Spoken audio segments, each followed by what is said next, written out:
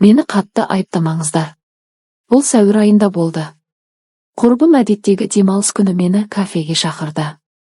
Әдеттегідей өсек айттық. Жігітім әскерге кеткеніне 10 ай болды. Әскерге кетпес бұрын жігітім алам деп мені итеріп қатынаста боп жүрген едік. Міне жатпағанға 10 ай бопты, шыдай алмай, қалай жынды болғанымды білсеңіздер ғой. Әсіресе сыра ішсем өз-өзіме сыймай кетем. Шынымды айтсам, жігітпен жатудан өсектен қорықтым. Сөйтіп кешкісін құрбым екеуміз сыралатып отырғанда жігітімнің досы келді. Ол менің құрбымның артынан жүгіріп көптен қырындап жүрген. Ол өзі мас болып, құрбым екеуі ұрыс шығарып. Құрбым шыдай алмай оны боқтап үйіне кетті. Жігітімнің досы тағы біреумен төбелеспесін деп, оны ертіп үйіне апармақ болдым. Үйіне келсек, ешкім жоқ екен. Шамасы бір жаққа кеткен. Мен үйге кіруге қорықпадым, өйткені біз бір-бірімізді бұрыннан танитынбыз, ол менің жігітімнің досы. Оны төсекке жатқыздым, үстін көрпемен жаптым. Ол маған тоңазытқыштан сыра әкеп берші деді. Мен бөлмеден ас үйдегі тоңазытқыштан айтқан сырасын алып қайтып келсем, ол жарықты өшіріп қойған. Мен таң қалдым. Қайдасың деп сыра ұсына бергенде, көрпені көтере қолын созғанда, көрпенің астында мүлдем киімсіз жатыр екен. Мен тіпті шок болдым.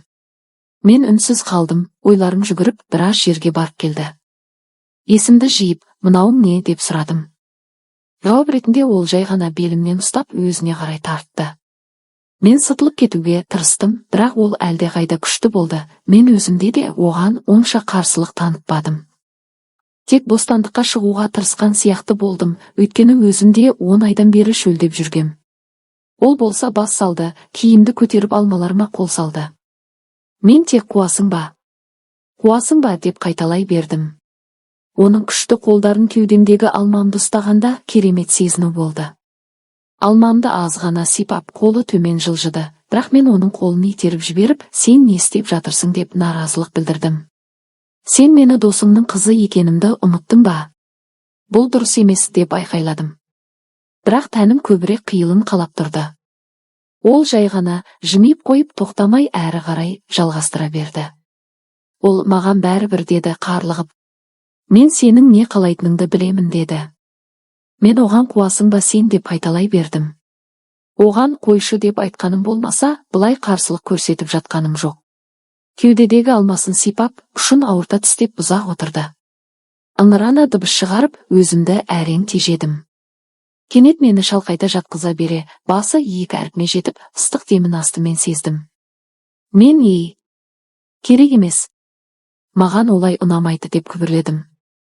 Бірақ ол тыңдамады, астымды бұрын көрмеген нәрсеме. Қатты қытығым келді, бірақ керемет болды. Оның тілі астымды шылқыта жалап, саусағы шебер қимылдағаны сонша, мен 1-2 минут ішінде ғарышқа самғап ұшып кеттім. Төсекте құрық тимеген асау байталдай ышқына жиырылып, созылып жатқан сәттен айығалмай, дел сал сезімде жатқанда, сайманын шылқыған 2 әрпіме сүңгіте жіберді. Мен айқайлай жаздап тістендім. Ол менің төңкерілген алма ұшын ауырта тістеп жібермей тұрып ұрғылай бастады. Астым шылқып бұлш етіп соққан сайын шапалақ соққандай дауыс, ыңқылдаған тәтті үнім біраз жерге жеткен болуы керек. Бұл керемет болды. Сұмдық құмарлық ләззатын әр жасушаммен сезіндім. 2 айдан кейін жігітім де келді.